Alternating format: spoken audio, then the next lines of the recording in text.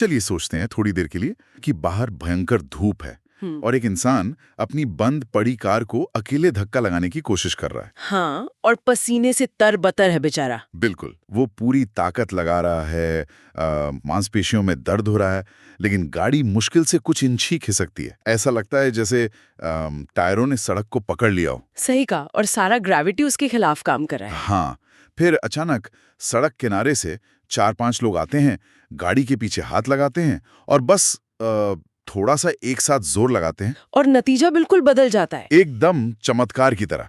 जो गाड़ी पहले 1 इंच नहीं हिल रही थी, वो अचानक बड़ी आसानी से आगे की तरफ लुढ़कने लगती है।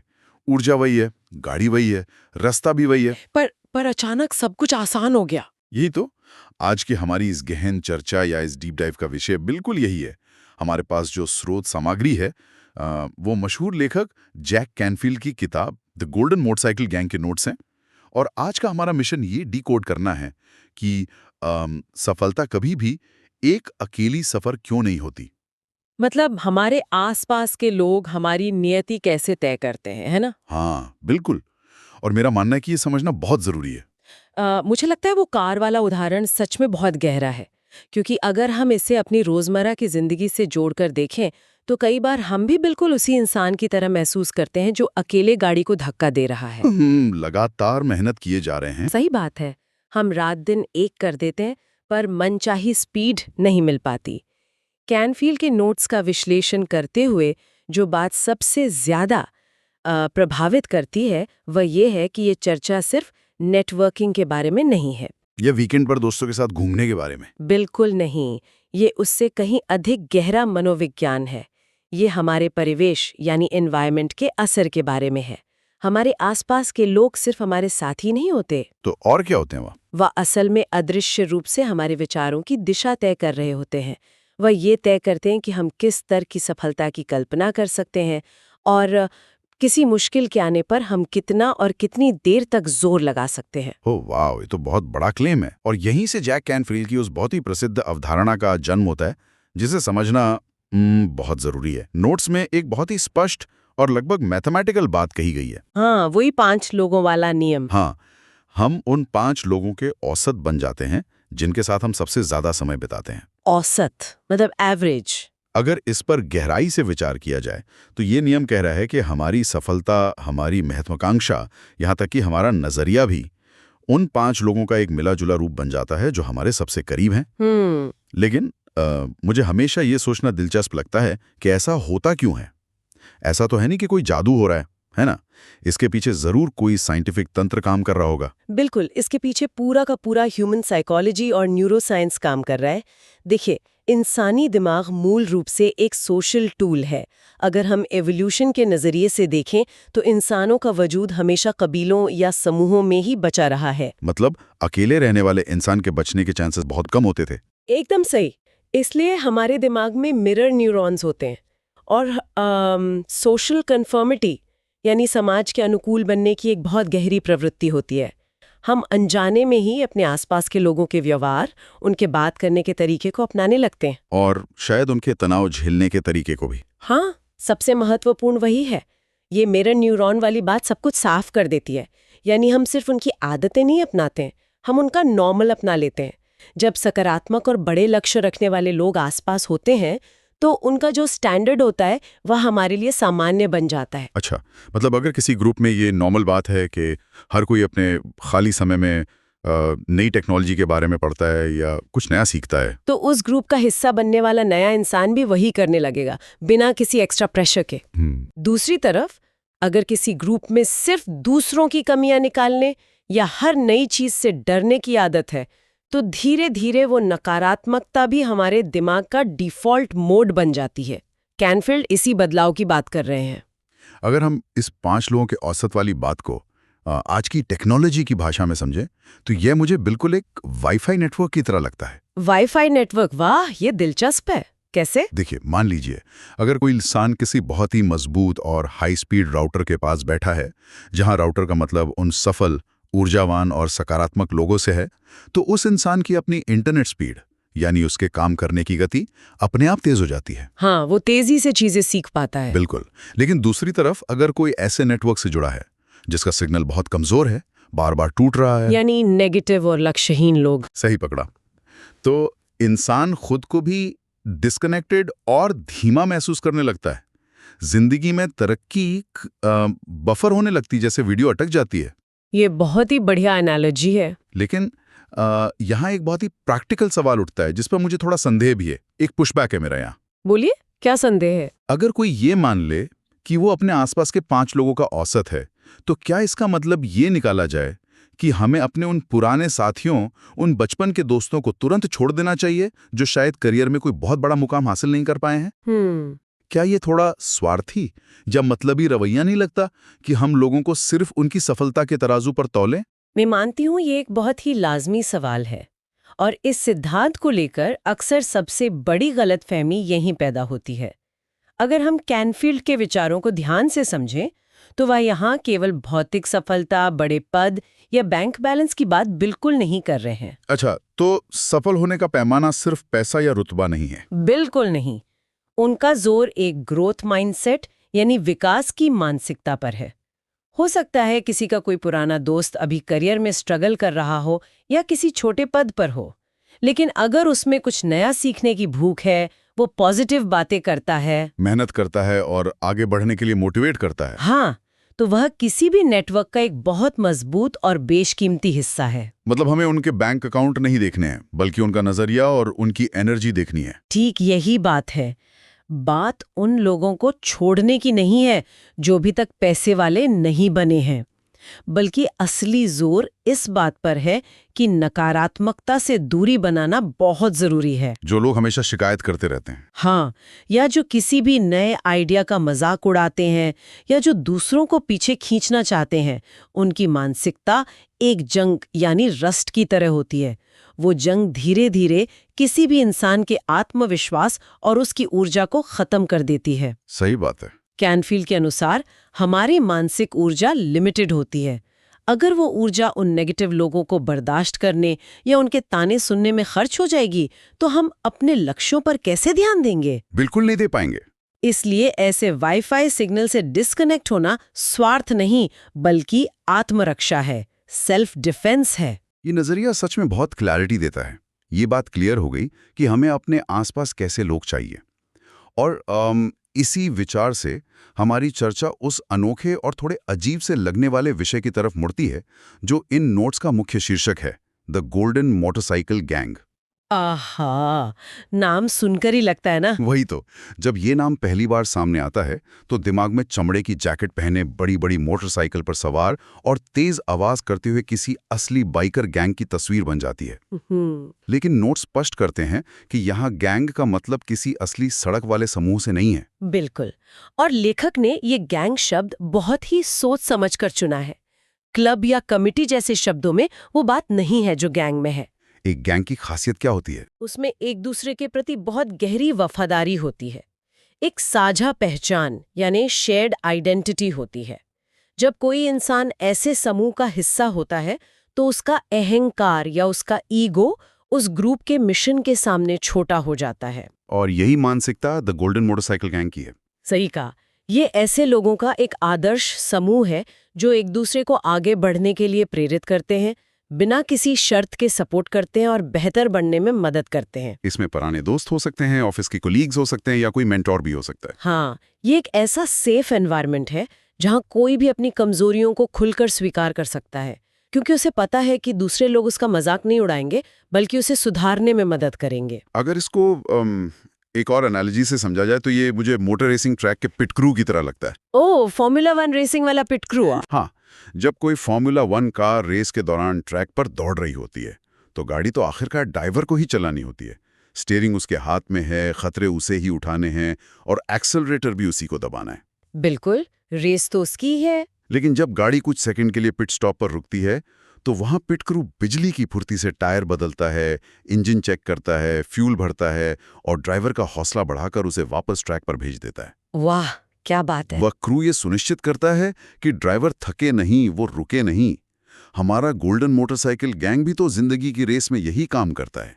लेकिन यहाँ मैं कैनफील्ड की एक और बात पर थोड़ा विरोधाभास या चैलेंज रखना चाहूंगा। बोलिए, क्या विरोधाभास लगता है? नोट्स में एक जगह कहा गया है कि जब हम अकेले काम करते हैं तो हमारा मोटिवेशन कम हो जाता है। लेकिन क्या ये हमेशा सच है? आज के समय में बहुत से लोग ये क्लेम करते हैं कि वह अकेले में ज्यादा बेहतर काम करते हैं। उन्हें डीप वर्क करने के लिए अकेलेपन की जरूरत होती है।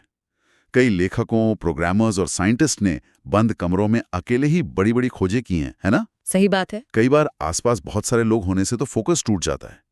फिर ये क्यों कहा गया है कि अकेले में प्रेरणा या मोटिवेशन कम हो जाता है? ये बहुत ही सटीक सवाल है और इसके लिए हमें काम करने और सफर तय करने के बीच का अंतर समझना होगा। अच्छा, दोनों अलग हैं? बिल्कुल।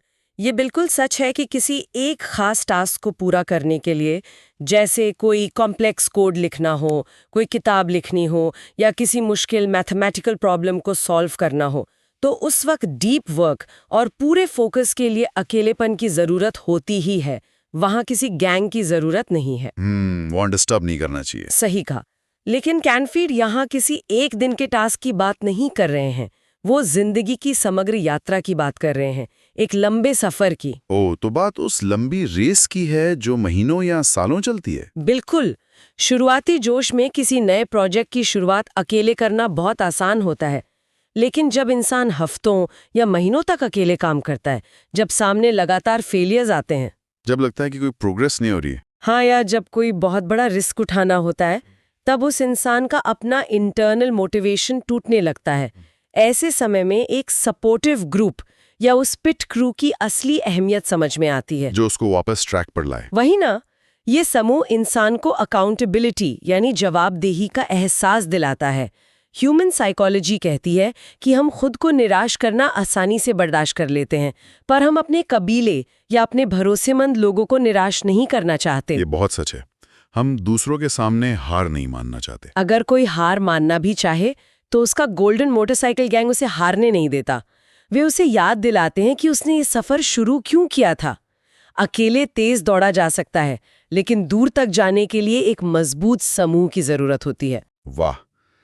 अकेले तेज दौड़ा जा सकता है, लेकिन दूर तक जाने के लिए एक मजबूत समूह की जरूरत होती है। ये लाइन शायद इस पूरे विषय का सबसे बड़ा लेसन है, और यही विचार हमें नेटवर्किंग और सहयोग की असली ताकत को समझने की ओर ले जाता है। अब तक हमने 5 लोगों की बात की, फिर एक छोटे पिट क्रू या गैंग की बात की, लेकिन नोट्स इस सोच को एक और बड़े लेवल पर ले जाते हैं, एक पूरे इकोसिस्टम या नेटवर्क के लेवल पर। हाँ, एक ब्रॉडर पर्सपेक्टिव में। कैनफील्ड का बहुत बड़ा मैसेज ये है कि बड़ी सफलताएं कभी भी एक अलग-थलग आइलैंड पर नहीं मिलती। लोगों से जुड़ना, सहयोग करना और एक दूसरे के एक्सपीरियंसेस से सीखना ही एक मजबूत फाउंडेशन है। अगर हम इसको बड़े परिदृश्य या पिक्चर से जोड़ते हैं, तो नेटवर्किंग का मतलब सिर्फ लोगों से अपने फायदे के लिए मिलना या किसी पार्टी में विजिटिंग कार्ड बंटना नहीं है। असल नेटवर्किंग एक इकोसिस्टम बनाने के बारे में है, जहां नॉलेज और रिसोर्सेज एक्सचेंज होते हैं।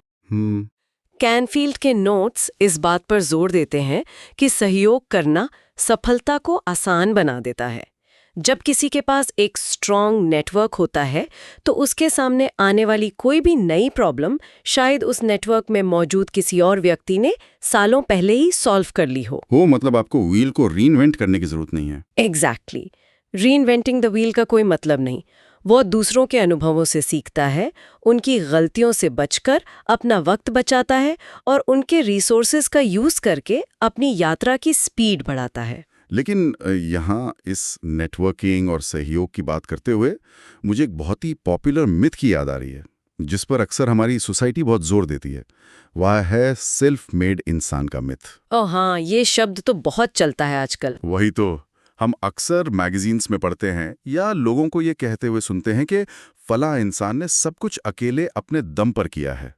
उसने जीरो से शुरुआत की और बिना किसी की मदद के अपना पूरा एम्पायर खड़ा कर लिया।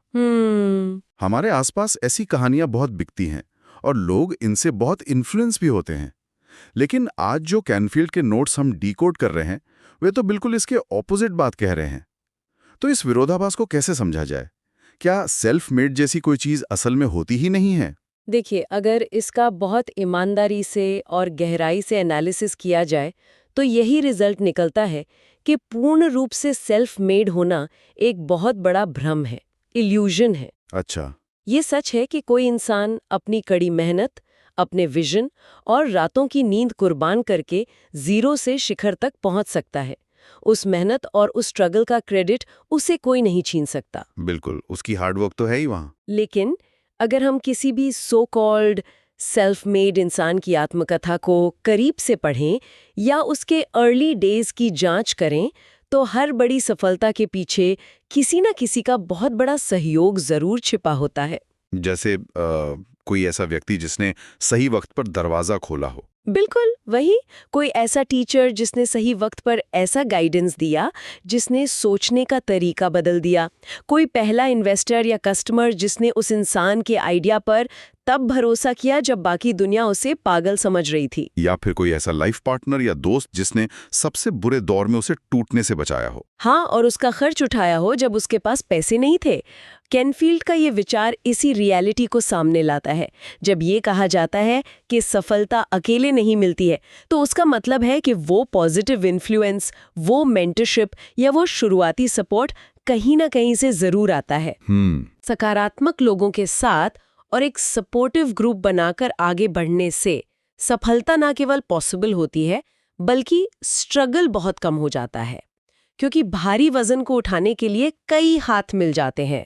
किसी इंसान को सेल्फ मेड कहना एक तरह से उस पूरे इकोसिस्टम और उन तमाम लोगों के कंट्रीब्यूशन को इग्नोर करना है जिन्होंने उसके सफर में छोटी या बड़ी भूमिका निभाई है। ये वाकई आंखें खोलने वाला विचार है।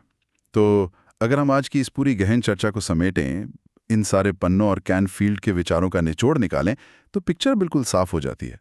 बात चाहे शुरुआत में चिलचिलाती धूप में बंद पड़ी कार को धक्का लगाने की हो, या किसी वाईफाई नेटवर्क के सिग्नल को पकड़ने की, या फिर रेस ट्रैक के पिट क्रू की तरह, मैसेज एक ही है। सही लोगों का साथ सचमुच किसी भी इंसान की जिंदगी बदल सकता है। हमारी सफलता कोई ऐसी चीज नहीं है जो हम किसी बंद कमरे में अकेले दुनिया से कटकर हासिल कर सकते हैं। ये एक सामूहिक प्रोसेस है। सही बात है। नेगेटिव लोगों से दूरी बनाना और आपसी सहयोग पर आधारित एक सही समूह, जिसे किताब में गोल्डन मोटरसाइकिल गैंग कहा गया है, सफलता के लिए सबसे जरूरी टूल्स में से एक है। इसमें कोई शक नहीं है। ये चर्चा इस बात को बहुत क्लियरली एस्टैब्लिश करती है कि हमारे आसपास के 5 सबसे करीबी लोग हमारा फ्यूचर कैसे तय करते हैं।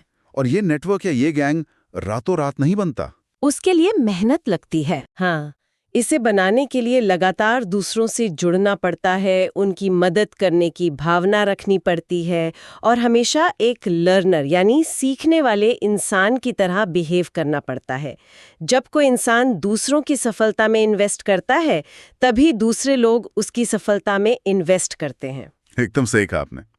और आज के इस डीप डाइव को खत्म करने से पहले इस पूरी स्रोत सामग्री से ही प्रेरित होकर एक ऐसा विचार सामने आता है जिस पर हम सभी को थोड़ा रुककर जरूर सोचना चाहिए। वाह, क्या है? देखिए, हमने पूरी चर्चा में ये बात की कि हमें अपने लिए कैसे लोग चुनने चाहिए, हमें अपना गोल्डन मोटरसाइकिल गैंग कैसे खोजना चाहिए और कैसे हम दूसरों के औसत बन जाते हैं। सब कुछ इस बारे में था कि हमें क्या चाहिए। लेकिन अगर हम इस पूरे आईने को, इस मिरर को अपनी तरफ घुमा लें, तो क्या कभी ये सोचा गया है कि हम खुद दूसरों के लिए कैसे इंसान हैं? ओह, ये सोचने का बहुत ही दिलचस्प और जिम्मेदारी भरा नजरिया है ना? अगर कोई दूसरा व्यक्ति हमें अपने उन टॉप 5 लोगों की लिस्ट में रखता है जिनके साथ वो अपना सबसे कीमती समय बिताता है, तो क्या हमारा वहां होना उस व्यक्ति के लिए फायदेमंद साबित हो रहा है या नुकसानदेह? क्या हम किसी के वाईफाई की स्पीड बढ़ा रहे हैं, उसे नई एनर्जी दे रहे हैं, या हम खुद वो कमजोर सिग्नल हैं जो उसकी सफलता को बफर कर रहे हैं और उसे पीछे खींच रहे हैं? क्या हम किसी और के गोल्डन मोटरसाइकिल गैंग का वो मजबूत सदस्य बनने के लायक हैं जो उसे आगे बढ़ने के लिए प्रेरित करता है? ये वाकई एक गहरा सवाल है। क्योंकि आखिरकार जो एनर्जी हम दुनिया को देते हैं और जो वैल्यू हम दूसरों की लाइफ में ऐड करते हैं, वही एनर्जी हम अपने खुद के नेटवर्क में भी अट्रैक्ट करते हैं। ये एक ऐसा सवाल है जो शायद इन पन्नों में डायरेक्टली ना लिखा हो, लेकिन ये आज की इस पूरी चर्चा का सबसे बड़ा और सबसे गहरा सबक है जिस पर आगे बहुत विचार किया जा सकता है। चलिए, इसी विचार के साथ आज के इस गहन चर्चा को यहीं विराम देते हैं। जुड़े रहिए और हमेशा कुछ नया सीखते रहिए।